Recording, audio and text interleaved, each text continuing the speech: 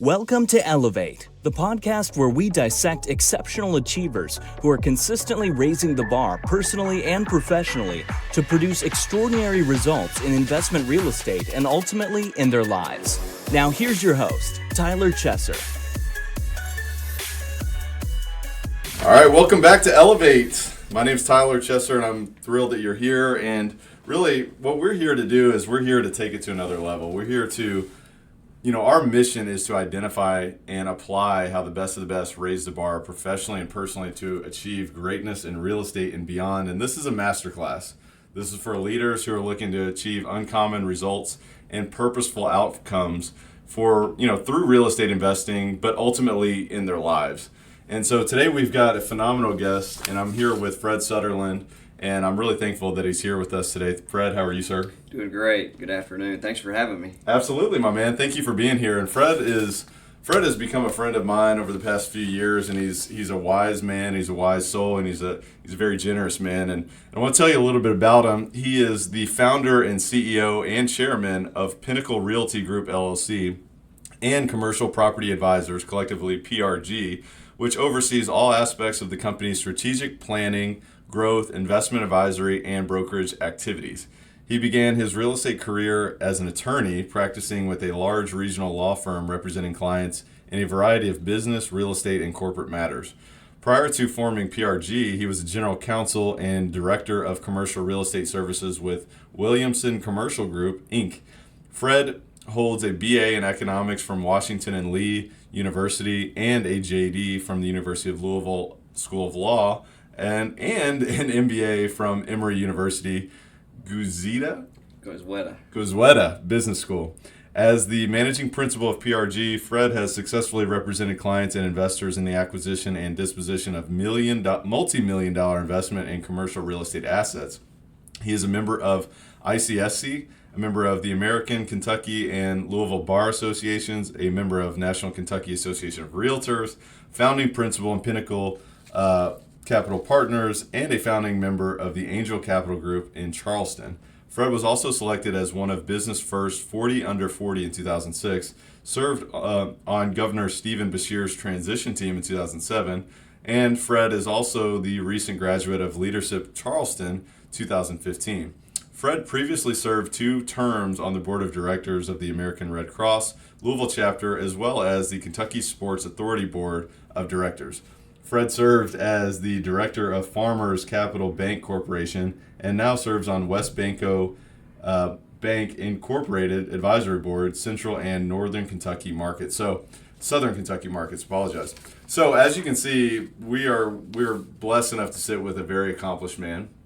Somebody who's been able to, not only acquire a lot of information, a lot of experience and wisdom, but, we've got somebody who's a lot deeper than that. I know that's for sure. So I welcome, Fred, here to the table today to discuss a little bit, a lot of times in this world, we live behind our bios. We are described by our accomplishments or, our background, but I'm curious if you could just sort of, fill in the gaps here. Who is Fred Sutterlin and what are you all about? And then maybe a little bit of an elevator pitch for Elevate Nation. Sure. Well, first of all, thank you, Tyler, for having me. I'm super impressed and admire what you're doing and building with your companies. And I couldn't be more grateful to spend a little time with you and get to know you better. But in a nutshell, I was born and raised in Frankfort, Kentucky. Went away to college to Washington and Lee University in Lexington, Virginia, and then moved to Louisville, really kicking and screaming. It was, believe it or not, to me at that time, it was sort of the forbidden big city. Coming from Frankfurt, I was hired by Liberty National Bank. At the time, was the only independently owned Kentucky bank that had a management development program. So I, not really happy about it, but loved the opportunity with the bank. Moved to Louisville, and spent time at the bank, and then went to law school here. I did a loaned executive program with the Metro United Way that really introduced me to the greater Louisville area. So slowly just kind of fell in love with the city, and they can't get rid of me. I went to law school at U of L, practiced law at Stites and Harbison for a while, then practiced on my own for a while, and formed PRG over 15 years ago, and just couldn't be more blessed and excited about the future and what Louisville's doing and what our company's been able to be a part of that. I love it, man, and I thank you for sharing that. Sure. I'm curious as to somebody like yourself who has really, I guess, kind of got your professional footing in the legal side of things. So how did you take that path, or how did you make that decision to go that path, and how did that direct you into commercial real estate? Well, I started having an interest in real estate really as a lender years ago in banking, and I touched some of the, commercial real estate lending, and was piqued my interest in the entrepreneurial part of that, and I always knew I wanted to get an advanced degree, and the JD, the law degree, was one that I thought would enable me to use it in a variety of ways, even in non-traditional ways. So it seemed to me as a well-rounded advanced degree to have, and I was always interested in business. When I was practicing law, I started to learn and be involved a lot more in real estate and commercial transactions, and probably a lot like you, got the entrepreneurial bug, and instead of being the lawyer taking the deal to record, I felt a calling and a passion and just a real interest in being on the other side of the table, so to speak, being the deal maker, being the entrepreneur, being the one who is working with the relationships. I love practicing law. It has enabled me to do a lot in the real estate space as a business owner, and I feel like I practice every day, just in a non-traditional way. Mm-hmm. So it's been a real blessing. That's awesome. One thing that really sticks out to me is that you identified that entrepreneurial bug. So I'm curious as to what it was that bit you. I mean, how did that show up, and what was it that really caused you to say, you know what, I'm going to take a little bit of an uncommon path here?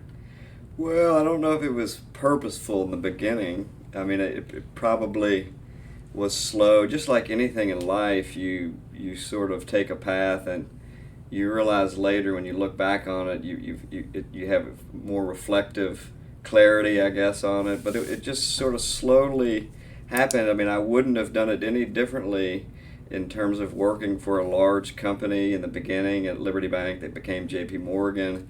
I mean, you learn so much from organizations and how they're structured and the people, and this slowly over time, just always had the drive to be around people and to lead people, and I think that's one of the things that most entrepreneurs have a passion about and for. So it just slowly happened as I was in my career phase, taking one small step towards the next, and practicing law was probably a really good giant step, putting me in the arena where you got to see the entrepreneurs firsthand, you got to see real estate entrepreneurs firsthand, and you were responsible for a certain part of their work. And so it just evolved over time, and you know how we grow in so many different ways, and you learn about yourself as you get older. Yeah, and that's one of the things that I've really enjoyed about being in the brokerage business, is because it gives you the opportunity to be exposed to the entrepreneurial side of the business, whether it's investing or whether you're an occupant of a commercial real estate asset. And there's so many exciting things that you're able to identify, perhaps without taking as much risk as you would as just jumping into the game as an investor, as an example. One thing that I heard that you mentioned there was that you developed a drive to lead people. How did that? What was that inherent drive like, or what? How did you identify that you had that within yourself? Well, I probably had it my whole life. Even as a kid, you just have that personality. It's more a personality trait at a younger age than it is a choice when you're a kid. But I can remember, in high school, always pushing myself to be in leadership positions, to be the president of the student body or be the captain of your, basketball team or whatever it is. I just always felt comfortable in that. It felt like me, and I enjoyed it. I think the biggest thing is, and I know you can relate to this, Tyler, is, you get so much more out of, life really, and your initiatives, especially leadership, because it's really about the people. So it's not really about me or my drive. It was really about my interest in helping other people and being a part of other people's lives, and that's what I think what was really driving me. And obviously you have role models. I was really lucky to have great role models growing up. My parents both took on leadership positions in the community. My dad particularly was involved in a lot of things. He was always involved in bank leadership, and he was a dentist for 30 years, but he was also involved in a lot of business initiatives and always served the community in a leadership capacity. So I was just very lucky to be surrounded by parents who led by example and who showed me something that I found compelling.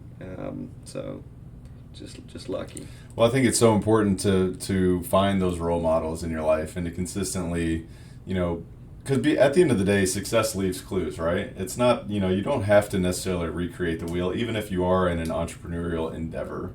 And there's always, things that you can take from others, which is one of the real reasons why we have the show, is because, you can become a role model for people that may have never met you. And I think that's so powerful in today's day and age, that we can connect with other people from around the world that we may have never met, but still gain value from that. And it's such a beautiful thing. But and the other thing too that we always try to challenge ourselves with is that not only if we're consistently raising our own effort, our own results, we're becoming a role model for other people. We're also becoming a role model for ourselves tomorrow. I see that a lot, because I think momentum is important. If you're not doing what you say you're going to do, if you're not keeping your promises to yourself, then you're leading your future self to realize that you can't be trusted, or you can't be counted on. So I really appreciate you bringing up role models.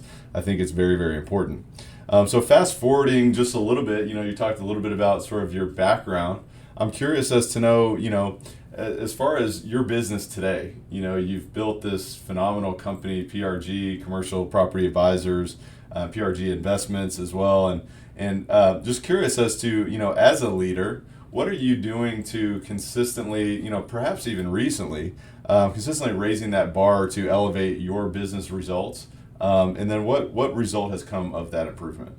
Well, first, I made a decision a couple of years ago to focus less on my brokerage practice and focus more on the business itself. And it was a tough decision, but the right one. I felt a calling I was just found that I was more interested in growing the business and working on the business instead of in the business. And so I was fortunate enough to have recruited and connected with a business partner who was ready to be elevated, no pun intended. And I purposefully and with a lot of planning, elevated him to take on more of a leadership role in the day-to-day activity of our core business. And I think that's really that was purposeful, and it's enabled me to search for things that are potential bolt-on businesses for our company, and it's enabled me to recruit. We've been really blessed at PRG to have recruited successfully, and that's one of the things that I early on was passionate about, bringing on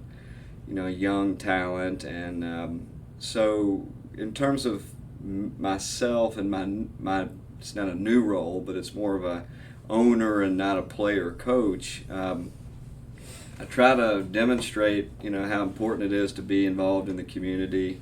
It's so this as well or better than anybody in the real estate commercial brokerage arena. It is 24/7, 365, and you have to have that sort of grind mentality sometimes. It's a contingency fee driven business, and so it's hard, but I still think it's important to do exactly what you're doing, Tyler. Take time away to focus on things that aren't directly attributable to a sale or a lease or a transaction and be more relational.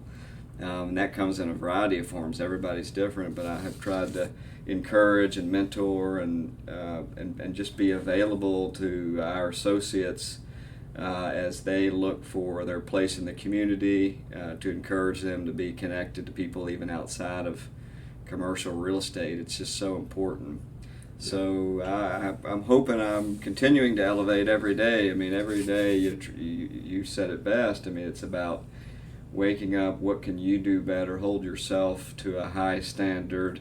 Don't be too hard on yourself, but also recognize that we only live once, and we're blessed to be in a great market, in a great area, in a great business, and to leverage from those blessings and connect with people outside of your general interest. I always learn more from people who have no idea, have any connection to commercial real estate. I learn more from my clients, and every day I'm endeavoring to be better, and hopefully that people see that. I love it. Yeah. I mean, some of the things that I'm hearing from you is, this is such a key for, I think, everyone listening, whether you're a leader of a mid-sized company, larger, or even a small business, or even you're just a leader of yourself. You have got to work in your business, but you've also got to be working on your business. It's so important, and you've got to realize that, if you're just constantly in the business, if you're just constantly, whatever you're doing, say you're a real estate investor and you're only focusing on, repairs and maintenance, you've got to be thinking about how are we going to lease this property. You've also got to be thinking about strategy. You've also got to be thinking about, well, what's our culture? What culture are we developing within our organization? And so I think that's so important, and I'm really glad that you brought that up. And then also, not only, garner information from people that may be directly in your business, whether it's a client or whether it's a partner, you've got to be collaborating and building relationships with people who may not be directly related to you as well. And you made a great statement about, not everything is revenue producing. We've got to play the long game here. It's not necessarily, hey, how can we get a deal done as quickly as possible, but how can we build a true relationship as deeply as possible, I think.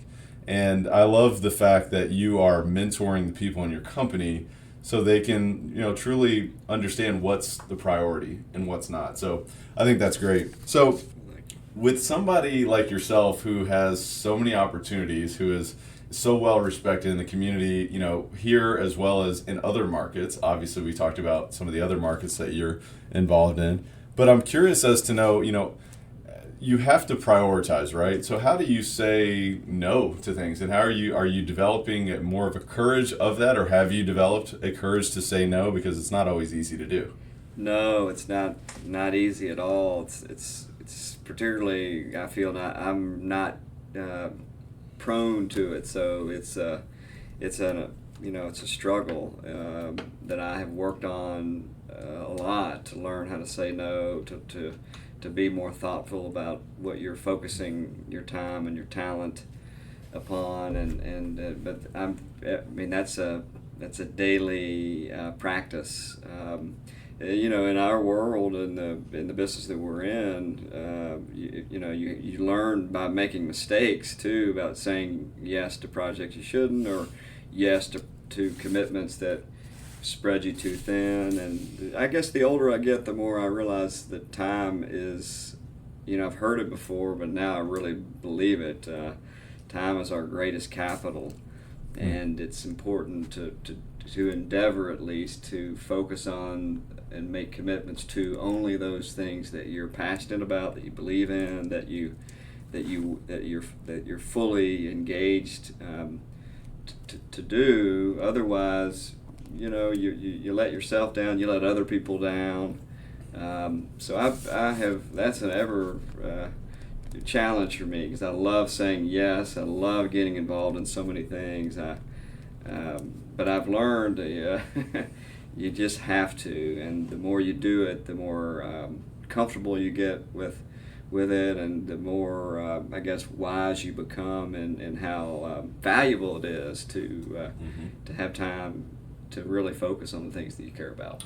Yeah, and I mean, you mentioned a really great phrase there, is you can let other people down. That's been one of the keys that I still really struggle with saying no a lot, because I'm a people pleaser. I want people to be happy, that kind of stuff. I feel like we definitely share that.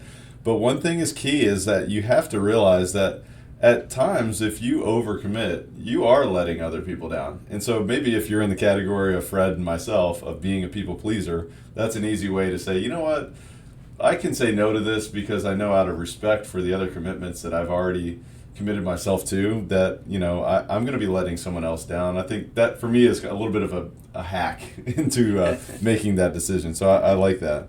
What type of one of the things that I have found to be so fascinating is that we're so habitual as people and human beings and business people, right? I know so many people will drive the same route to work or do the exact same things every single day, maybe without even realizing it. And one thing that I've realized is that you can actually create your habits. And I'm curious to know, somebody like yourself, what kind of habits have you been able to implement in your own life that have created a successful result? Well, that's another thing. I'm always striving to learn, best practices and best habits. I mean, I'm like everybody. We're not perfect, and I have a lot of bad habits that we all work on to improve. We're in a long marathon of life of improvement and engagement. But I read a lot, just like you. I gain a lot from other people's perspectives, and we all kind of go about our day and our life differently, but you can glean a little bit of knowledge that's meaningful and impactful to you from so many different people. And I think we talked about this before we went on, but about making time in your day, and I've through a lot of reading and a lot of people just listening to people and how they are successful, I try to carve out time, especially early in the morning, to have a little time for thinking and for reading and for thought, and some quiet time before your day gets crazy. So I like to get up early to do that, so that you have that quiet time. And the other thing is we have to take care of our bodies. The body fuels the mind, and vice versa. The mind is so important to everything that we do. So I'm always active.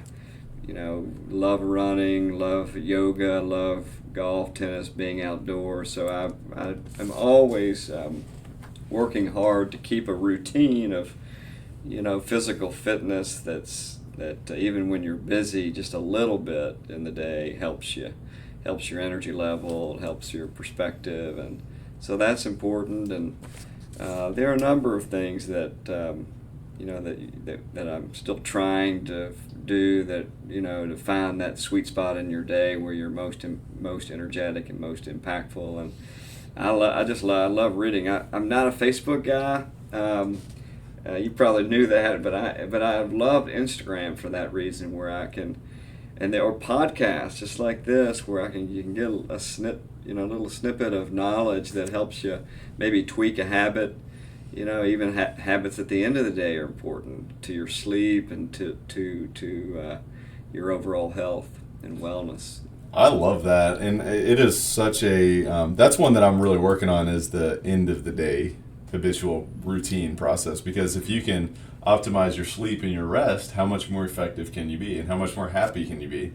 It's amazing that your fitness level can then create your emotions, which then create your actions, right? It's just these little tweaks that you can make in your life that then really impact your business, your bottom line, your happiness, your relationships, and so on and so forth. And also, we were talking before we went on the show about thinking, spending time in thought.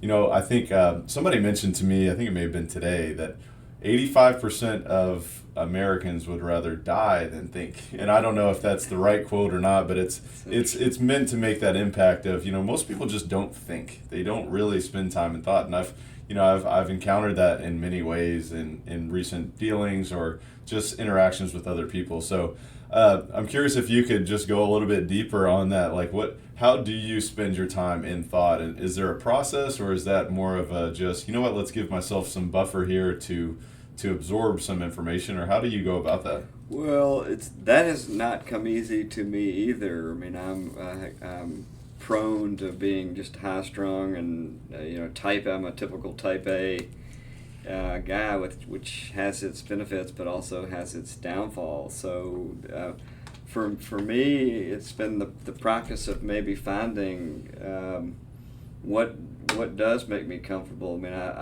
I have learned a lot about meditation. Bikram hot yoga is probably one of the things that has been the biggest, transformation in my ability to then take quiet time. And it's really hard for me to say in the middle of your workday to go into the conference room and close your eyes and meditate for 10 minutes, even doing some sort of breathing exercise. I'm just too wired up and ready to roll. So being purposeful and also recognizing that it is a practice, like it is really, really something that we're guys that probably think we're going to be good at something immediately, and we're frustrated when we're not, and I'm terrible at it really, but I have habits are formed over weeks, and they say 30 days, but I say longer, and once you get into it, you find, and sometimes it's 5 minutes a day, sometimes it's an hour a day, and you found out what time of the day. When I was younger, it would be any time, but in the morning, in the early morning hours is a time for me when I just am more at peace, so that I can quiet the mind and really be thoughtful about it. And exercise has been the key for me to keep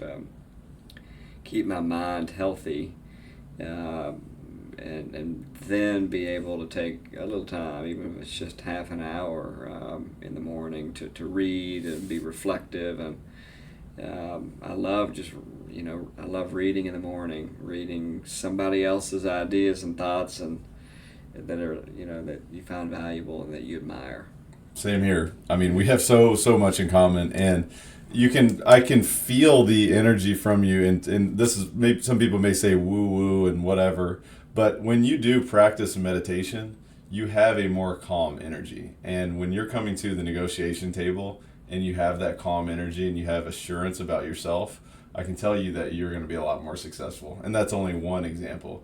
And so I can really appreciate that about you, because it is truly a practice. It's not something that happens overnight. If you meditate one time, it's not going to give you that necessarily that sense of calm or mindfulness that so many are seeking, but it takes a long time. You got to be committed to it. And so I think that's the thing that Elevate Nation is committed to their results, and you are certainly as well. And so I love that. And I cannot highlight this enough, but keeping a healthy body is so important, because I mean, just the chemical nature of how you feel creates everything. It creates your reality. And so business people, I think, are more taking this on in today's day and age, but it was not always like this. I mean, if you look back at the 90s and earlier, I mean, my goodness, we were the case in point of lack of health, perhaps, in the United States and in the business world. And so you are a goal-oriented person. I mean, you're type A. You mentioned it. Most of us on this, listening to this are going to be in that camp as well. We're looking for greatness. We're looking to achieve, excellence in everything we do. And, we're focused on real estate in particular, but I'm curious as to what's one goal that you're most proud of accomplishing recently within the past 6 to 12 months? I'd say two, maybe. One is at PRG Commercial. We, the recruitment. You plant these seeds with relationships, and then some of the young associates whom come over, and just seeing how they blossom and how really great they're becoming. That has been super rewarding to see. It's a goal to bring good people on and to see how well they're doing once they come on. It's been really, really, really, really rewarding for me to just watch. I've been able to now take on a position at my firm where I can take a step back and see it more clearly. The other thing has to do sort of with the same category, but was seeing Reed Weinberg, who you know is my business partner and one who has taken on the role of running the brokerage practice and running day to day, and I couldn't be more fortunate to have a great friend and great partner like Reed. But it's this last year particularly, seeing him elevate as a leader of our team has just been fantastic.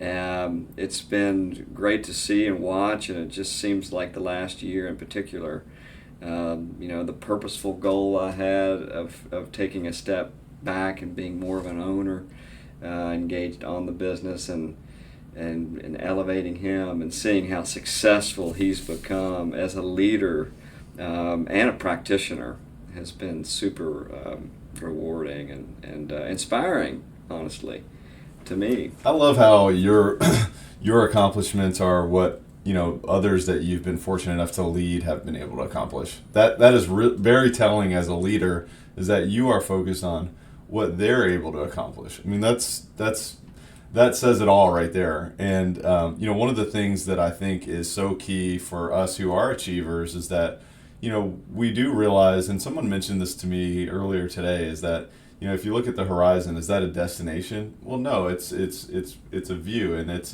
it's something to attain towards, or something to strive towards. And one thing that I think is so important is that we continue to raise that bar and set future intentions for ourselves. And so I'm curious as to know, is there a particular goal that you're inspired and perhaps maybe even a little uncomfortable that you're striving towards right now? Well, I think it's finding a new leadership role at PRG, and it's been an interesting, rewarding process to let go of the baby, so to speak, in terms of the company. I'm still very involved and still love being involved in this different role as more of a chairman, a CEO, and having someone like Reed who's really stepped up big time to lead our team and lead our company. So I'm really aspiring to what's next. What challenge, what form of leadership can I take on? And I'm not exactly sure, and I'm comfortable with it not being sure because I'm trying a lot of different things, looking at a lot of different things that would bring value to PRG. I mean, looking at other lines of business that can bolt onto our company, looking at strategic partnerships, looking at other ways in which we can grow and be successful and better serve our clients. And part of that, Tyler, honestly, is it's exploration, exploring things, and not being too discouraged by looking at hundreds of different things before you find the right one or two that are going to be right for our company and right for our team, and right for me, honestly, as a person who is seeking a new challenge in leadership. And I feel so blessed to have the opportunity to be able to take a little time to look for that, and it's exciting, and they enable me. The company enables me to do it, and I can't tell you how excited I am to continue to do things that are adding to their practice groups, to adding to their personal leadership, and adding to the company's future growth. As you know, the brokerage business, contingency fee oriented for the most part, so bringing in other lines of business that'll help stabilize that volatility.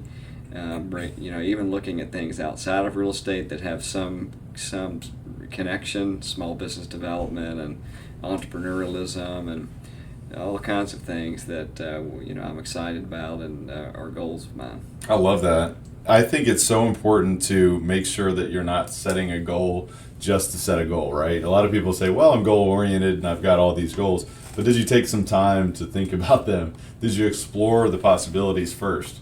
That's so important, And the other thing too is that, diversifying and becoming dynamic, I think is something that's really starting to resonate very strongly across the marketplace in all industries. So it's very interesting to hear about, just exploring at least, how do you bulletproof yourself for a very dynamic and changing environment, very changing marketplace, because what's going on today can drastically be different in 5 years, whether it's a brokerage business, real estate investing, or whatever business you're in. I mean, you could even be in the technology space, of course. That is rapidly changing, and that's what's impacting everything. The fact that we're able to communicate with people all across the world right now is really, most people don't think anything of that anymore because it's so, it's just here. And there's a lot of things that you just have to be prepared, and you have to spend in time and thought. So that's really, really awesome. Tell me about you're a guy who leads other people, and you see a lot of, you garner a lot of fulfillment from leading other people. I can just tell that by the things that you say. So what is the driving force behind what you do? And obviously you're committed to continuing to develop yourself even with the amount of success that you've had. So what are you still driven to accomplish, and what is that driving force? Well, probably the biggest driving force behind seeking those kinds of opportunities and positions are, influencing people in a positive way.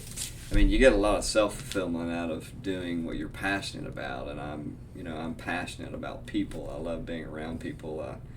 We've all done all these Strength Finder tests, and they're very, very helpful, and they're most helpful when you go back to them periodically and drill more deeply and go more granularly in what they really mean about what what your strengths are and what kind of leader and person you are. So, but really the main driving force right now, certainly, especially, is the influencing people. Even if it's unrelated to our company, it is just so gratifying to touch someone, even if it's just for a little bit in some positive way, because I certainly have been the beneficiary of that generosity. And just a lot of times, you said it earlier, we don't even know what influence we have on people, and they too sometimes don't know what great influence they have. It could be one word, it could be the way they carry themselves. And so I just been continuing to strive to make a positive influence not only on people but the community that we're in. And the real estate is, it used to be considered a very cottage industry, and it is very localized, but we live, people ask me, well, what you're doing business in Charleston? And they were scratching their heads, and where do you live? Well, I tell them I live in the world, but we Louisville is home. Louisville's where the heart is, but we live in such a big world now that you can touch so many people and so many different things. And I've just I'm driven by that, by just making your best difference. You're not at your best every day. Bad days, and they're even worse, and then there's great days, and you just do. If you put your head on the pillow at night and knowing you've done your best, even when you didn't feel your best, you've done your best. That's what's a great driving force to others. So, yeah. It is an absolute roller coaster, that is for sure. There's no doubt about that. But if you can control the controllables, it's you can feel comfortable about that, and you can be proud of yourself. And I think it's great to mention the Strength Finder, as you mentioned. Being able to know yourself is so important, and what are your strengths, and revisiting that. Because we get so caught up, we get so busy with what we're doing, we forget about, well, what are our strengths and what's going to cause us to be at our maximum capacity. And that was a great thought there as well. And also, we do live in the world. We're citizens of the world. We're not just citizens of our own community. As I mentioned, we are speaking to people all the way across the world right now, and it's absolutely amazing. But we all, in this Elevate Nation, we all have the capacity to leave the world in a better place than it was before. And so we have a responsibility for that as well, as far as I'm concerned. What we're going to do now is we're going to move into our rapid fire section, and we call this the Rare Air Questionnaire. And the reason why we call it the Rare Air Questionnaire, as Elevate Nation knows, is because when you are climbing Mount Everest or something along those lines, I mean, you're achieving the peaks of greatness. It is. First of all, most people don't make it there because they give up. Their mind told them they were tired, as they started the journey. Or you've been climbing and it's getting cold up here. And the other thing is you can't breathe. Okay, so most people don't make it there. But this is, some of these questions are along the lines of how do you continue to, elevate to the next level of greatness. And so I'm curious as to know, what's the most impactful book you've ever read, because you talked about how reading is so important to you. If you had to choose one, what is the most impactful book you've ever read and why? Well, I don't know if I can choose one. I'm going to break the rules like all entrepreneurs are prone to do, maybe in terms of pushing the envelopes, because I love reading, and I have favorite books that they're my favorite, and then I read another one, so there are parts that are favorite. So I'll give you a couple. I mean, some I love reading autobiographies. George W. Bush's Decision Points book is a really good one. There's a really interesting read, really fun read, that Ted Turner's autobiography, Call Me Ted, that I really, really enjoyed. And then Phil Knight's Shoe Dog is just a fantastic, fun book about his life story. And so I would say those books come to mind as my favorites. I have more than one favorite. I'm the same way with you. It's like if somebody ever asks me that question, you better be prepared. I'm breaking that rule. I love that. It depends on what day.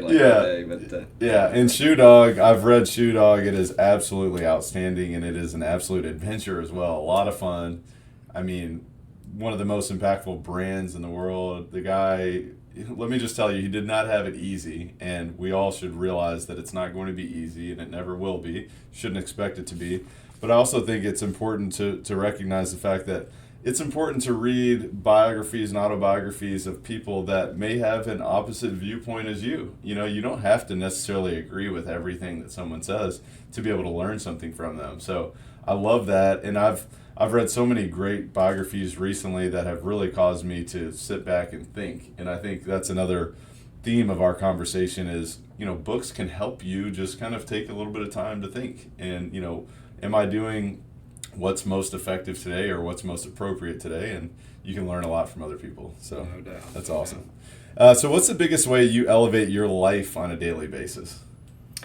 Well, I mean that's a daily, practice too, and a struggle. But I mean, again, to elevate myself, sometimes you have to focus on being healthy, and you can't help others when you're not healthy in mind and spirit. So I've really, really, really committed to exercise and sports and engagement and those kinds of activities.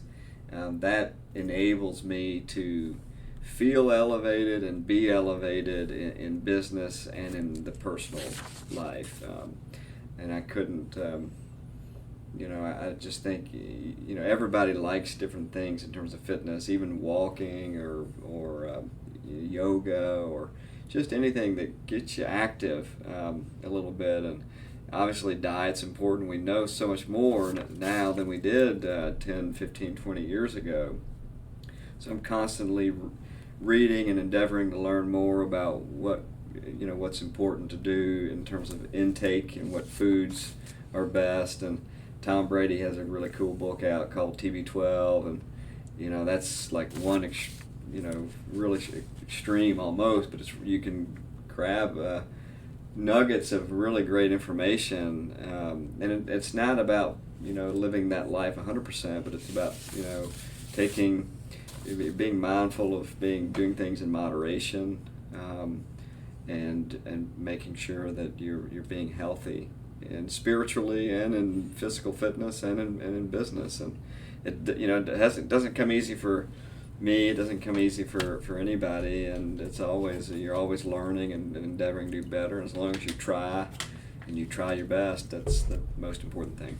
Well, and I mean, how many people have you heard, or business leaders, have you heard, talk about the fact that, some of them maybe sacrifice their health to achieve wealth in some ways, or, perhaps financial wealth. And I remember hearing, and I don't think that any of his activities led to, his health demise, but, somebody that both of us, I would imagine, admire, Steve Jobs, when he was, really about to pass away, was mentioning how, he would really give back the entire portion of his wealth that he created in his life if he could just get his health back. And so not that his actions created that, but I think it's such an important reminder for all of us to at least control the controllables. Go back to the point of, look, there are factors that are outside of our control, but if you can just say, what, like you said earlier, lay your head down on the pillow at night and say, what, I did what was within my control, and within moderation. Of course, you don't have to lead an extreme life to a point where, perhaps other things, suffer. So I love that. So how do you elevate others around you, other than, you talked a lot about influencing and leading.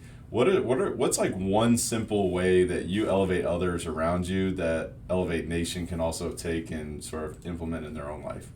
Well, one of my goals, a written goal that I have to remind myself of, is to, try to positively encourage somebody, at least one person a day.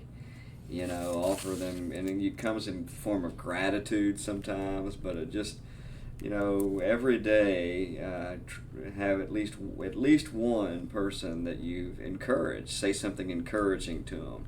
It could be a thank you. It could be, congratulations. It could be you're doing a great job. And those are things that I always try to do. I don't always do them well, and we get super busy and all of that. So I think that's, again, a practice, but I love doing it. It feels great at the end of the day when I know I've been grateful and expressed that gratitude to somebody. It's energizing, and it's also super elevating when I know I was encouraging to someone, in our office or outside, to clients, to anybody in general, even people that you don't know, strangers. I gain a lot of satisfaction from that. I love that. Well, Fred, it has been an absolute pleasure to sit down with you and really pick your brain, and I really appreciate you being generous with a lot of the stuff we talked about. What I find so fascinating is somebody who's achieved so much success in real estate, and in many different, industries, really does focus on, well, what can he do today in the present moment, and what can he, how can he be well-rounded as a person? I think it's something to really take away from this discussion, and we'll definitely continue the conversation. Perhaps we'll even have another conversation, but wanted to just offer you the opportunity, if Elevate Nation wanted to reach out to you or learn more about you, where can they go? Oh, sure. Well, they can send me an email at fred@prginvestments.com. I'm at Fred Sutterlin, is my handle, I guess you would call it. I'm an old man, but look me up. Call me. I'd be happy to help and connect, and I'm sure I would gain a lot of value from it as well. So appreciate the opportunity, Tyler, and I'm super proud and excited for you, and admire what you're building with your companies. And it's been fun to spend a Friday afternoon with you. Thank you so much. And you can also find Fred and the rest of his colleagues at prginvestments.com. They're an outstanding firm here in Louisville, Kentucky, but as he mentioned, they're certainly a citizen of the world, so I think they're very dynamic. So I definitely recommend that you reach out to them, and I also recommend that you use repetition in your learning here today, because as I mentioned, this is a master class, and this is not something that you're really going to absorb everything one time. So go back and listen again, take notes, and most importantly, take massive action, because knowledge is not power, as we always say. Knowledge is potential power. Power is action. So take massive action. Until next time, we appreciate you being with us. And Fred, thank you so much. Thank you. Absolutely, my man. Yeah. Thank you for listening to Elevate. If you enjoyed this episode, be sure to rate, review, subscribe, and pay it forward by sharing with a friend. Most importantly, take this opportunity to elevate your results by taking immediate action on what you learned. For more, visit tylerchesser.com.